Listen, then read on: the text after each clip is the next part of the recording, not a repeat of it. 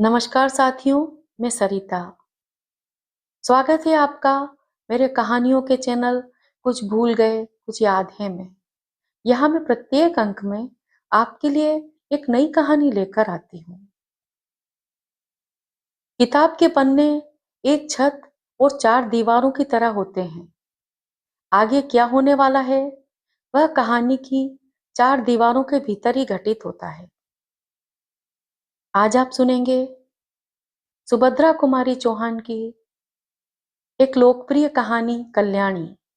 आइए सुनते हैं। विवाह के बाद नववधु को लेकर जब बैरिस्टर राधा रमन घर लौट रहे थे, तब रास्ते में ही एक रेल दुर्घटना हो गई। कई बाराती घायल हो गए। दो का तो घटनास्थल पर ही अंत हो गया। मरने वाला एक लौका विद्यार्थी था और दूसरे थे स्वयं बैरिस्टर राधा रमन। मृत्यु के कुछ क्षण पहले एकाएक राधा रमन ने आंखें खोलकर चारों तरफ देखा। पास ही बैठे हुए अपने मित्र जयकृष्ण से कहा, कल्याणी को तुम्हें सौंपता हूं। यह चाहे तो इसका विवाह भी कर देना, इसे कोई कष्ट न होने पाए। अधिक वह कुछ न बोल सके और उनका प्राणांत हो गया। घायल बारातियों के साथ नववधु कल्याणी को लेकर जयकृष्ण घर आए। 2 दिन पहले कल्याणी के सौभाग्य पर बहुतों को ईर्ष्या हुई थी। आज घर घर में उसके दुर्भाग्य की चर्चा थी। उसका मुंह देखना तो दूर, सौभाग्यवती स्त्रियां उसकी छाया से भी डरती थीं। वे सोचती, यह स्त्री कितनी अभागी है, इसके परिवार में तो कोई था ही नहीं। विवाह का कंगन भी न छूट पाया था और वैधव्य मुंह बाय निगल जाने को खड़ा हो गया। नहीं तो क्या उसी दिन उसी ट्रेन में रेल दुर्घटना होने को थी। कुछ भी हो, घर घर बड़ी बूढ़ी स्त्रियों में यही चर्चा थी कि यह अपने सत्यानाशी पैरों से जिस घर जाएगी, उसी घर में कोई दिया जलाने वाला ना रह जाएगा। धीरे धीरे यह बात जय कृष्ण की पत्नी मालती ने भी सुनी। पति और संतान के लिए हिंदू नारी क्या नहीं कर सकती। उनके कल्याण के लिए अपना तन मन सभी कुछ निछावर कर सकती है प्रसन्नता से। और जिस बात में उनके किंचित मात्र भी अहित की आशंका होती है, वह काम हिंदू नारी कभी कर ही नहीं सकती। मालती का जी अंदर ही अंदर घबरा उठा। वह क्या करे। उसे तो अभागिन कल्याणी पर भी दया आती थी, किंतु जिस दिन जयकृष्ण का जरा सिर दुखता था, बच्ची उपमा जरा भी अनमनी हो जाती, उस दिन ऐसा जान पड़ता जैसे कल्याणी का दुर्भाग्य मुंह खोले उसे निगलने को दौड़ा आ रहा है। पर उपमा को अपनी यह चाची कल्याणी बहुत अच्छी लगती थी। कल्याणी के आने के बाद उपमा सदा उसी के पास रहती, खेलती, उसी के हाथ से नहाती और दूध पीती। रात में सो जाने के बाद ही मालती उसे ले जा सकती थी। वह बालिका जागते में अपनी चाची को छोड़ना ही नहीं चाहती थी। मालती को यह बात पसंद नहीं थी। वह नहीं चाहती थी कि उपमा उससे इतनी हिलमिल जाए। दबी जबान में उसने कई बार पति से कहा, कल्याणी को कहीं भेज दो। किसी की जवान विधवा आज 6-6 महीने से अपने घर में है, लोग क्या कहते होंगे।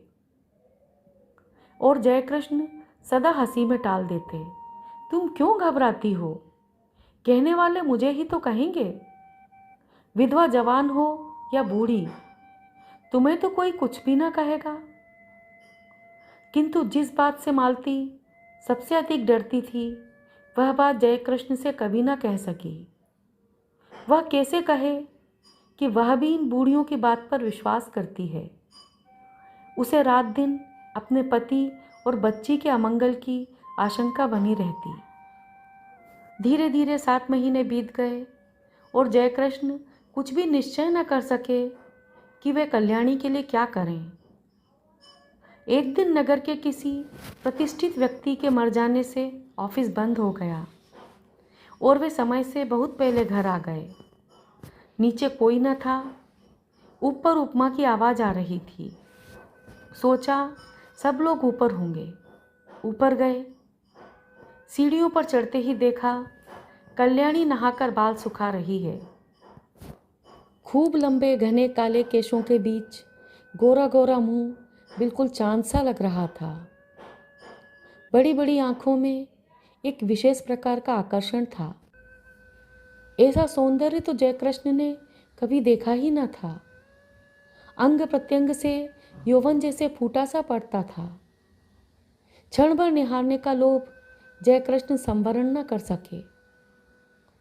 और तभी कल्याणी की नज़र जयकृष्ण पर पड़ी। उसने सिर ढक लिया। लज्जा की लाली उसके चेहरे पर दौड़ गई। उसका सौंदर्य दूना हो गया। इधर जयकृष्ण का अधीर मन बेकाबू हो चला। वे अब सीढ़ियों से ऊपर जाकर कुर्सी पर बैठ गए। कल्याणी से बोले, मुझे तुमसे कुछ बात करनी है कल्याणी। कल्याणी मरी जा रही थी। वह नहीं चाहती थी कि जयकृष्ण उससे ऐसे समय में कोई भी बात करें जब मालती घर में नहीं है। बात चाहे कुछ भी ना हो, पर मालती को संदेह जरूर होगा, यह कल्याणी जानती थी। इसीलिए वह चुप थी। पर जयकृष्ण फिर बोले। उनकी आवाज़ भारी और स्वर कांप रहा था। कल्याणी, मृत्यु के समय राधारमण तुम्हें मेरे हाथों सौंप गए हैं। मेरा कर्तव्य तुम्हें सुखी बनाना है, किंतु सुख का मार्ग तुम्हें ही निश्चित करना पड़ेगा। कल्याणी ने आंख उठाकर जयकृष्ण की तरफ देखा, किंतु देख न सकी। उनकी आंखों में उसने कुछ देखा, उसे अच्छी तरह ना जान सकी कि क्या था, किंतु उस दृष्टि में कुछ था जिससे कल्याणी सिहर उठी। एक प्रकार की बिजली सी उसके सारे शरीर में दौड़ गई। यह उसका पहला अनुभव था। कल्याणी ने कहा, आप जो ठीक समझें करें, मैं कुछ नहीं जानती। अच्छा होता कि आप बहन जी के आने पर मुझसे बातें करते। वे सुशीला बहन जी के घर गई हैं। अच्छा, उनके आने पर ही मैं बात करूंगा कल्याणी, कहते हुए जयकृष्ण बाहर चले गए। मालती को यह बात मालूम होगी या स्वयं कल्याणी कह देगी, किंतु अगर आते ही उपमा ने कह दिया कि बाबू चाची के पास ऊपर बैठे थे तो तुरंत तूफान खड़ा हो जाएगा। इसलिए कल्याणी उसे कहानी कहकर बहलाने लगी। कल्याणी को लेकर कभी घर में तूफान खड़ा हो जाता तब उसका जी चाहता था कि धरती फटे और वह समा जाए। वह नहीं चाहती थी कि उनके सुखमय जीवन में वह विषाद का कारण बने। इसीलिए वह सबसे छिपी छिपी रहती थी। उसके अस्तित्व का ही किसी को पता न लगे, वह यही चाहती थी। अभागिन नारी जिसे परमात्मा ने सौंदर्य देते समय इतनी उदारता दिखलाई थी, उसके भाग्य में सुख का एक क्षण भी न लिखा था। सुशीला के यहाँ मालती को बहुत सी बातें सुनने को मिली। सुशीला की सास ने यहाँ तक कहा, दुल्हन, तुम्हें तो अभी अच्छा लगता होगा, सहेली मिल गई है, पर वह कुलच्छनी है, तुम्हारा घर भी चौपट कर देगी। उस छूत को निकाल बाहर करो। मालती निश्चय करके लौटी थी कि आज वह जयकृष्ण से जरूर कहेगी कि अब वह कल्याणी को अपने घर में ना रख सकेगी। बहुत दिन रह चुकी। लौटते ही उसने देखा कि जयकृष्ण कमरे में लेटे अखबार पढ़ रहे हैं। उसने अंदर आकर घंटी की बटन दबा दी। उपमा सो गई थी। कल्याणी नीचे आई। मालती ने उसे चाय तैयार करने को कहा। सोचा चाय पीने के बाद कहूँगी, किंतु रहा न गया। दफ्तर पहुंची। जयकृष्ण ने अखबार रख दिया। पत्नी का वे बहुत आदर करते थे। मालती पास जाकर बैठ गई। बोली, मैं अभी सुशीला के घर गई थी।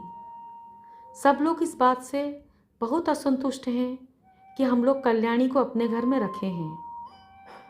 वे लोग कहते हैं कि उसे कहीं और भेज देना चाहिए। जयकृष्ण की भ्रकटी टेढ़ी हो गई। उन्होंने कहा, तो जाकर उसे हाथ पकड़कर निकाल दो। उनके स्वर में रूखापन था। उन्होंने करवट बदल ली। मालती चुपचाप चली गई। उसने सोचा, जान पड़ता है कि यह जीवन भर के लिए यहाँ आई है। कल्याणी चाय तैयार करके चाय की मेज पर सजाकर ऊपर चली गई। चाय पीते पीते जयकृष्ण ने पत्नी से कहा, जिसे ईश्वर ने ही कष्ट देने में कोई कसर नहीं की, उसे हम और क्या कष्ट दें। मरते समय राधा रमन उसे मेरे हाथों सौंप गए हैं। कुछ दिन और बीत जाने दो। 1 साल के बाद वह जो चाहेगी वही कर देंगे। पढ़ना चाहती है तो वहाँ भेज दूंगा। चाहेगी तो उसका पुनर्विवाह भी कर सकते हैं। पर वह मुझे या तुम्हारी बच्ची को खा नहीं सकती। बेफिक्र रहो। लोग कहते हैं बकने दो। दुनिया में हर किसी को प्रसन्न रखने की कोशिश करने वाला किसी को भी प्रसन्न नहीं रख सकता। मालती बोली, मैं यह नहीं कहती कि उसे आज ही कहीं भेज दो, पर 15 दिन बाद मुझे माँ के घर जाना पड़ेगा। मेरी भतीजी का ब्याह है। कल्याणी यहाँ अकेली रहेगी। जयकृष्ण बोले, अकेली क्यों रहेगी? उसे भी साथ ले जाना। मालती ने उत्तर दिया, साथ कैसे ले जाऊंगी? शगुन साइत के दिन लड़की पर इसकी छाया पड़ी तो?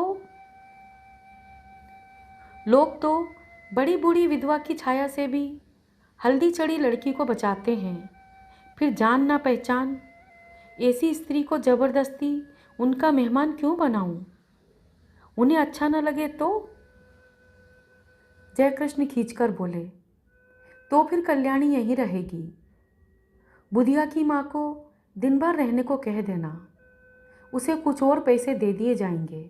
ना चाहते हुए भी आखिर एक दिन कल्याणी को घर में अकेली छोड़कर मालती को जाना पड़ा। जाते समय बुधिया की माँ को उसने अच्छी तरह समझा दिया कि बाबूजी को खाना वही परोसेगी। कल्याणी से भी कह दिया था वह बाबूजी से जैसा पर्दा करती है वैसे ही करती रहे और बुधिया की माँ रात दिन यहीं रहे। मालती चली गई। अब जयकृष्ण प्रायः देर से जाते और जल्दी लौट आते। कभी कभी वे दफ्तर जाते ही नहीं। यह बात ध्यान देकर कल्याणी ने देखी। बुधिया की माँ जो चौकीदारी पर नियुक्त थी वह कुछ समझ न सकी। पहले ही दिन खाना परोसने गई थी। जयकृष्ण की एक डांट लगते ही लौटकर बोली, बहू तुम ही परोसो, मुझसे ना बनेगा। बाबूजी खुशांत हैं। कल्याणी को खाना परोसकर खिलाना ही पड़ा। यही तो जयकृष्ण चाहते थे। खाना खाते खाते जयकृष्ण बोले, कल्याणी तुमने अपने भविष्य के विषय में क्या निश्चित किया है? कुछ कहोगी? कल्याणी संकोच के साथ बोली, मैं क्या निश्चय करने लायक हूँ? मुझे दुनिया का अनुभव ही क्या है। गांव में विधवा मौसी के साथ रहती थी। एक दिन वहीं सुना कि मेरा विवाह होने वाला है। किससे होने वाला है नहीं जानती थी। फिर आप लोग ब्याहने गए और जो कुछ हुआ सब आपके सामने है। तब से आपके ही आश्रय में हूँ। आपको छोड़कर, आपके इस घर को छोड़कर कहीं कोई मेरा अपना नहीं है। सुना है विधवा मौसी भी अब संसार में नहीं है। फिर मैं क्या निश्चय करूं? आप ही कहिए। जयकृष्ण बोले, शादी होना न होना दोनों बराबर हैं। पति की तुमने अच्छी तरह शायद शक्ल भी ना देखी होगी। पुनर्विवाह करना चाहोगी? कल्याणी बोली, पुनर्विवाह? विवाह से सुख मिलने वाला होता तो मेरे पति उसी दिन रेल से कटकर न मर जाते। यह कहकर ठंडी सांस ली। जयकृष्ण ने कहा, तुम्हारा यह ख्याल गलत है कल्याणी। जो कुछ होना होता है होकर ही रहता है। इसमें ना तुम्हारा दोष है ना तुम्हारे भाग्य का। मेरा तो विश्वास है कि जिस ईश्वर ने तुम्हें इतना रूप दिया है वह सुख भी देगा। हाँ, मार्ग तुम्हें स्वयं निश्चित करना है। तुम चाहो तो मैं तुम्हें पढ़ने के लिए किसी पाठशाला में भी भेज सकता हूँ। कल्याणी को हंसी आ गई। बोली, अब मैं बूढ़ी होने जा रही हूँ। छोटी छोटी लड़कियों के साथ बैठकर कैसे पढ़ूंगी? और पढ़ना आएगा भी मुझे? मैं तो निरी मूर्ख हूँ। यह हंसी न थी, बिजली कौंध गई थी। जयकृष्ण ने कल्याणी को आज तक कभी हंसते ना देखा था। वे सिर से पैर तक सिहर उठे। बहुत संभल कर बोले, कोशिश करने से सब कुछ आता है कल्याणी। फिर भी तुम खूब सोच विचार कर मुझसे शाम को अपना निश्चय कहना। शाम को भोजन के बाद रात को बहुत देर तक कल्याणी और जयकृष्ण बातें करते रहे। पहरे पर नियुक्त बुढ़िया पड़ी हुई खर्राटे भर रही थी। कल्याणी ने कहा, पति को मैं प्रेम ना कर सकी क्योंकि संयोग और वियोग में केवल 2 ही दिन का तो अंतर था। हाँ, दया भाव से ही प्रेरित होकर उन्होंने मेरा पाणी ग्रहण किया था, इसीलिए उन पर मेरी अपार श्रद्धा पहले से ही थी, वह अभी भी है। किंतु प्रेम से तो मेरा प्रथम परिचय उसी दिन हुआ जिस दिन आप सीढ़ियों पर चुपचाप खड़े थे। आप विश्वास मानिए कि आपको मैं जितने श्रद्धा भाव से देखती हूँ उतना ही आपसे प्रेम भी करने लगी हूँ। फिर भी आपके साथ मेरा पुनर्विवाह असंभव है। क्यों कल्याणी, तुम्हें आपत्ति क्या है? भर्राई हुई आवाज में जयकृष्ण ने पूछा और कल्याणी के हाथ अपने हाथ में ले लिए। कल्याणी ने तुरंत अपना हाथ छुड़ा लिया और संदिग्ध दृष्टि से जयकृष्ण की ओर देखा। जयकृष्ण को अपनी भूल मालूम हो गई। दोनों कानों में हाथ लगाकर बोले, भूल स्वीकार करता हूँ, अब कभी ना होगी। फिर कुछ रुककर कहा, कल्याणी, तुम मुझसे कभी ना डरना। तुम्हारी इच्छा के विरुद्ध मैं तुम्हें कभी ना छूऊंगा। पर यह बताओ कि जब पुनर्विवाह करने में तुम्हें कोई आपत्ति नहीं है और तुम मुझे प्रेम भी करती हो, तब तुम्हारा पुनर्विवाह मेरे साथ क्यों असंभव है? असंभव इसीलिए है कि आप विवाहित हैं, कल्याणी ने निश्चय के स्वर में कहा। जयकृष्ण ने कहा, पर हिंदू शास्त्र के अनुसार एक पुरुष कई विवाह कर सकता है। फिर तुम वह सौभाग्य मुझे ही क्यों नहीं दान करती जो किसी दूसरे को मिलने वाला है? छी छी, कल्याणी बोली, आप क्या समझते हैं कि मैं किसी और से विवाह करूंगी? यह कभी ना होगा। मैंने एक बार जिससे प्रेम किया उसी से प्रेम करती हुई मिट जाऊंगी। हिंदू नारी प्रेम करना जानती है, वह प्रेम का प्रतिदान नहीं चाहती। मैंने प्रेम किया, करती रहूंगी। यह बात दूसरी है कि प्रेम की प्रतिमा तक मेरी पहुंच ना हो सके, और यह तो अपना अपना भाग्य है। कहती हुई एक दीर्घ निश्वास के साथ कल्याणी ने जयकृष्ण की ओर देखा। जयकृष्ण ने कहा, कल्याणी, तुम अपना ही अपना देखोगी या मेरा भी कुछ ख्याल करोगी? मैं पागल हो जाऊंगा।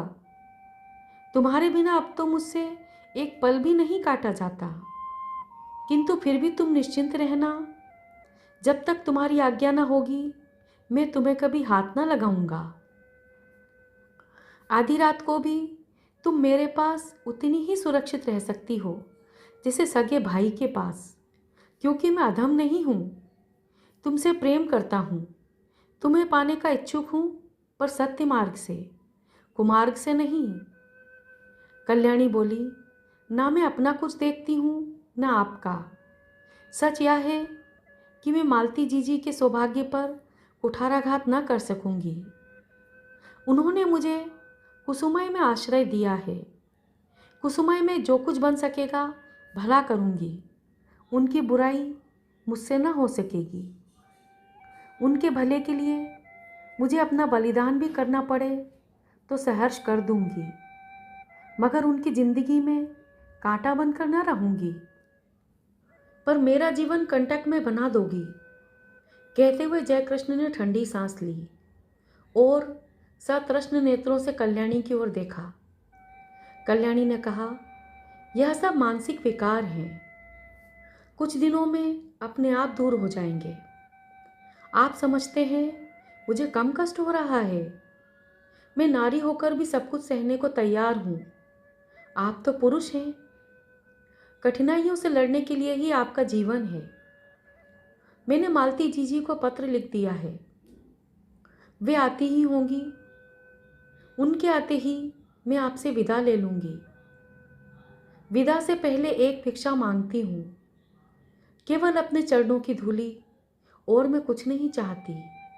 आप मेरे देवता हैं। जयकृष्ण के पैरों के नीचे से जैसे धरती खिसक गई हो। घबराकर बोले, तुमने मालती को पत्र कब लिखा और क्या लिखा? लिखने से पहले मुझसे पूछा क्यों नहीं? कल्याणी बोली, मैंने और कुछ नहीं लिखा। यही लिखा है कि उपमा के बिना बहुत बुरा लगता है, तुम जल्द से जल्द चली आओ। और लिखती भी क्या, किंतु आपके साथ मेरा अकेला रहना उचित नहीं। हम दोनों एक दूसरे से प्रेम करते हैं। ना जाने किस दिन क्या हो जाए, और मैं नहीं चाहती कि हमारे बीच में कोई भी ऐसी बात हो जिसे कलंक का स्वरूप दिया जा सके। जो कुछ तुमने किया ठीक ही किया कल्याणी, सो जाओ, रात बहुत हो चुकी है। और उठते हुए कल्याणी ने झुककर जयकृष्ण के पैरों को माथे से लगा लिया। जयकृष्ण बहुत उद्विग्न थे। कल्याणी ने ऊपर जाकर दरवाजे बंद कर लिए। जयकृष्ण खाट पर पड़े करवटें बदलते रहे। उन्हें नींद न आई। दूसरे ही दिन मालती दोपहर की ट्रेन से आ पहुंची। दफ्तर से लौटते ही जयकृष्ण ने देखा उपमा खेल रही है। रात भर सो न सकने के कारण उनका चेहरा उतरा हुआ था। मालती ने देखते ही पूछा, क्या तबीयत खराब थी? कैसे हो गए? जयकृष्ण ने कहा, कुछ नहीं, सिर में बहुत दर्द है। अज्ञात आशंका से मालती सिहर उठी। कल्याणी तो अभी है ना इस घर में? उसने पूछा। तुम तो अपनी बात के आगे किसी की भी नहीं सुनते। कितनी बार कहा उसे कहीं भेज दो, पर जब तुम मानो तब ना। इस तरह तुम्हारे सिर में दर्द वर्द होता है तो मैं घबरा जाती हूँ। सभी लोग कहते हैं वह अभागिनी है। जयकृष्ण को दूसरा ही भय था। वे यही सोच रहे थे कि कौन जाने कल्याणी है भी कि नहीं। उसने कहा था कि मालती के आते ही वह विदा ले लेगी। वह विदा का अवसर कहीं आ तो नहीं गया? जयकृष्ण का हृदय धड़क रहा था। उन्होंने कहा, मैंने कल्याणी को एक पुत्रीशाला में पढ़ने के लिए भेजने का निश्चय किया है। यह बात उसे भी मंजूर होगी। जरा उसे बुलाओ तो। मालती को इस बात से बड़ी शांति मिली। कल्याणी यहाँ से चली भर जाए, कहीं भी जाए, इसकी उसे चिंता न थी। उसने घंटी बजाई, पर कोई ऊपर से न आया। तब उपमा को बुलाकर कहा, जा ऊपर से अपनी चाची को बुला ला। उपमा ने कहा, चाची ऊपर नहीं है।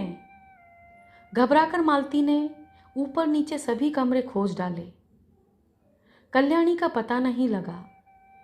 जयकृष्ण पागल की तरह दौड़कर ऊपर गए। कल्याणी के बिस्तर पर उसके गहनों की पेटी रखी थी।